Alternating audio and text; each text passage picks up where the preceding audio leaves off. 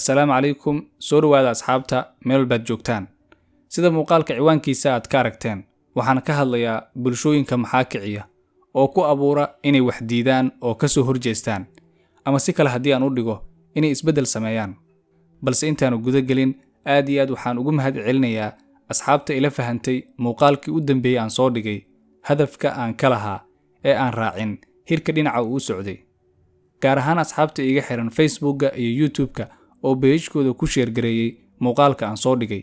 Muhiimadda aan u sameeyana muuqaalka waxay ahayd inaan isku laabanno oo fiirno waxa naga qaldan iyo cidda mas'uuliyaddeeda leh. Dad badan oo comment ka soo bixiyay muuqaalka aan soo dhigay ayaa waxay ugu tilmaameen inaan ahay jaajuus oo dad kale u shaqeynaya. Waddankaygana aanan ka warhayn oo dibadda ku noolahay. Laakiin Muqdisho ayaan ku dhashay, haddana ku noolahay, kana shaqeeyaa. Waxaana filayaa inaan ka mid ahay dadka xog ogaalka u ah Muqdisho waxa ka socda. Mas'uuliyadna ay iga saaran tahay inaan soo bandhigo waxa ka jira iyo cidda mas'uuliyaddeeda leh. Haddaba marka aynu u soo laabanno mowduuceena.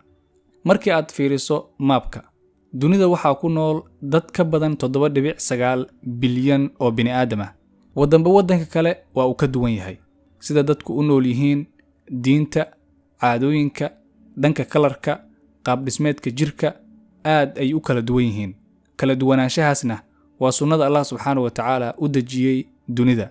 Laakiin bulshooyinka sidaasi u kala duwan markii ay damcaan inay kacaan oo isbeddel sameeyaan, waxaa dhaqaajiya oo ku abuura isbeddelka 3 arrimood. Bulshooyinka qaar waxaa kiciya oo isbeddelka ku abuura inay dareemaan dembi in laga galay ama inay dembi galayaan. Kuwana waxaa kiciya ceebka carar iyo in sharaftoodii hoos u dhacday. Halka kuwa kalena ay cabsidu isbeddel ku abuurto oo kiciso. Haddii aan ku bilaabo bulshooyinka ay kiciso inay dareemaan dembi oo u kaca sidii ay isbeddel u sameyn lahaayeen. Markii ay dareemaan dembi oo ay dulmi geysanayaan ama dadkooda la dulmayo, kaca oo dhanka isbeddelka u dhaqaaqa. Waddamada ay ku nool yihiin bulshooyinka noocaas ah waa kuwa ka hormarsan marka loo fiiriyo bulshooyinka kale.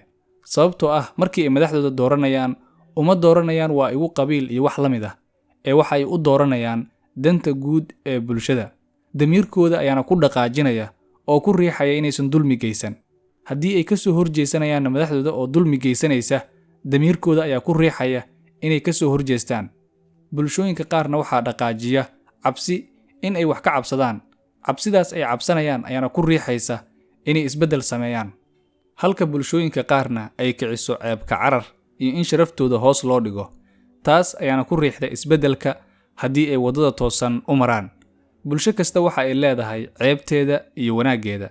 Laakiin marka ay noqoto in bulsho kacdo oo isbeddel sameyso, 3 arrin mid ayaa dhaqaajisa. Haddii aan Soomaali nahay, waan is ognahay waxa damiirkeena kiciya. Bulshada ceebka cararka iyo in sharafteeda hoos loo dhigo. Damiirkeenu ma kaco markii aan dembi dareeno oo dulmi geysanayno ama nagula hayo dulmi. Sidoo kalena cabsida damiirkeena ma kiciso oo isbeddel naguma abuurto. Bulshada ceebka cararka iyo in sharafteeda hoos loo dhigo, ubadkeeda waxay u jihaysaa inay bartaan xirfadaha waaweyn sida caafimaadka, injineeriyadda, duuliyanimada iyo kuwa la midka, si magaca qoyskooda kor ugu qaadaan ee kama fiiriyaan ubadkooda waxa ay baranayaan ma wax ay jecel yihiin inay ka shaqeeyaan iyo in kale.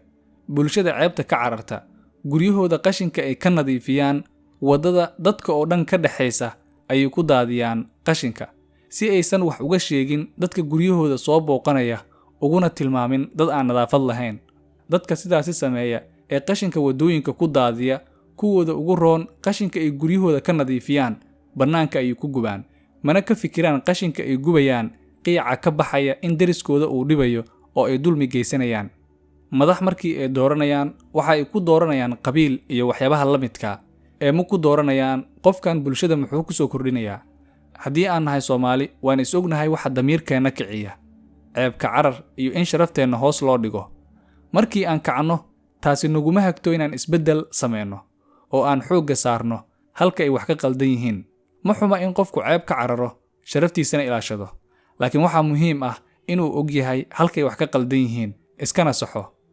In badan oo dhalinyarada Soomaaliyeed ka mid ah waxa ay la mid yihiin qof waayay qof uu jeclaa oo mar walba dhageysta qofkaasi uu waayay hadalladiisii ammaanta ahaa iyo waxyaabihii uu sameyn jiray, laakiin isagu aan isbeddel sameynayn oo riyo ku nool, hadalladii qofkii uu jeclaa oo keliya dhegaysta. waxaadna ogaataan muhiim maahan waxaad ahaan jirtay, ee waxaa muhiim ah waxaad hadda tahay.